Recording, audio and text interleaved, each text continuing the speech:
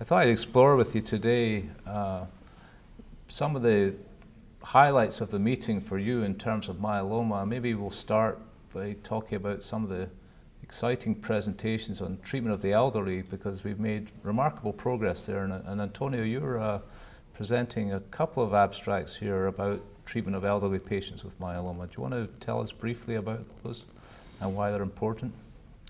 Basically, I'm presenting two abstracts, one on a 4-drug combination including bortezomib, melphalan, prednisone, and thalidomide, followed by continuous treatment with bortezomib and thalidomide.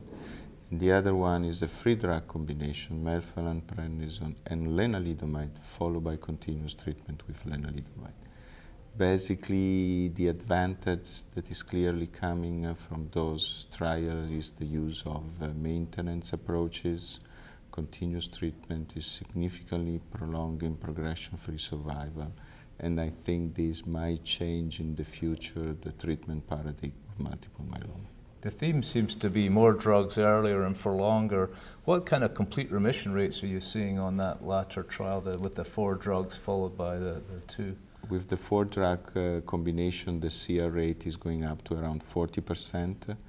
And again, the paradigm could be, to some extent, to have an intense induction that can increase the rate of CR from one side, and then from the other side, a continuous treatment that might prolong the remission duration. And 40% complete response in myeloma in the elderly is unprecedented. Those are numbers we only got a few years ago with the transplant. Bone marrow transplant. So these are fantastic numbers. I guess it raises the question of toxicity, though, and is it worth it? How much toxicity do these patients experience? And I believe you've tweaked the way of giving Velcade a bit to help with that. We actually amended the protocol, and we moved from twice-weekly bortezomib to weekly bortezomib. And with the weekly bortezomib, the risk of peripheral neuropathy dropped down from 15% to 3%, so a major advantage in terms of grade 3 neuropathy. Grade 3/4 severe neuropathy. Severe neuropathy moved from 15% to 3%, so a major advantage in terms of safety for the delivery of this drug. The other issue is coming clear is, for example, the 4-drug combination is effective in patients 65-75, is not effective in patients over the age of 75. So the story is coming along in different models. When you move to very elderly, frail patients, more is actually becoming less because the rate of discontinuation is significantly increasing. So there is a clear need to define different treatment schema for patients over the age of 75. Before I move to Dr. Rajkumar, the toxicity profile overall, I mean, are people able to stay on treatment when they're elderly like this, or is it, how many complete the planned course of treatment? Exactly, this is for example, in the control arm you have up to 95% of patients who complete the treatment. In the 65-75, you have around 85%, but over the age of 75, drops down to 55. Okay, so you have one-third of the patient who might not be on treatment due by toxicity. And Vincent, you've been looking at treatment of the elderly over the years, and particularly with use of lenalidomide, low-dose dexamethasone. What is your reaction to the data that Dr. Palumbo just presented, and what are your thoughts on how this would impact treatment in the United States, for example, as opposed to Europe? I think his data are actually relevant to the US because our definition of elderly, where we are not considering transplants, starts around that age of 73, 75. And so when you talk 73, 75 plus, then I think you're going to have problems with 4-drug combination regimens, or sometimes even 3-drug combination regimens, unless the dose is modified. So in those patients, it'll be interesting to see the upcoming French trial of len low-dose dexamethasone with prolonged lenalidomide low-dose dex treatment as a initial way of delivering low toxicity therapy that's effective as well for a prolonged period of time. And so yes, you might not get the initial CR, but you get a response that you can maintain long term. For the patients in your study who are 65 to 75, I would agree that I think there is an opportunity in the US to look at alternative strategies that give equivalent CR rates of 40% rather than pursuing stem cell transplant like we are doing right now. So those patients are currently in the US offered transplant induction therapy and either early or delayed transplantation. Whereas in Europe, you are managing those patients with these novel approaches of getting similar very high CR rates. So the definition of elderly just moved up. Is that the bottom line? That over 75, we need to do something more gentle, but below 75, maybe a little bit more aggressive than we've been used to. We talked about Velcade-containing regimens, but there are some that don't contain Velcade, like melphalan, lenalidomide. I know you have another presentation on that protocol. What does that show us, and what are you going to tell us tomorrow when you present this? Basically the data are quite similar to the previous. Even in this free drug combination, melphalan, and lenalidomide, the most effective data are coming from patient age 65-75, and the less effective data for patient over the age of 75. From this point of view, I completely agree with Dr. Rajkumar that the combination lenalidomide, dexamethasone could be the combination of choice when you start to have a patient frail with some comorbidities over the age of 75.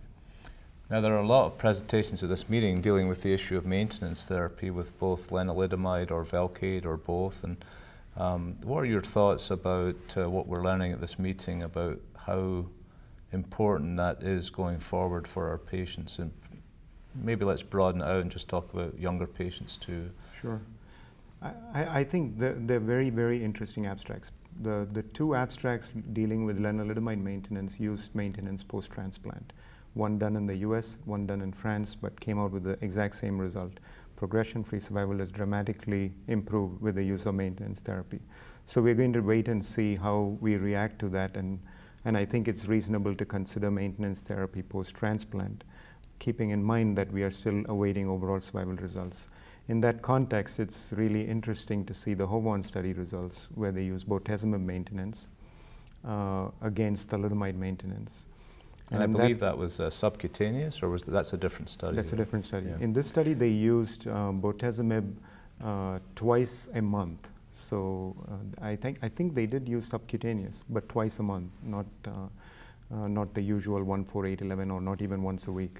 And they were able to give bortezomib for about 3 years almost for maintenance therapy. Wow. And they saw both a progression-free survival and an overall survival advantage.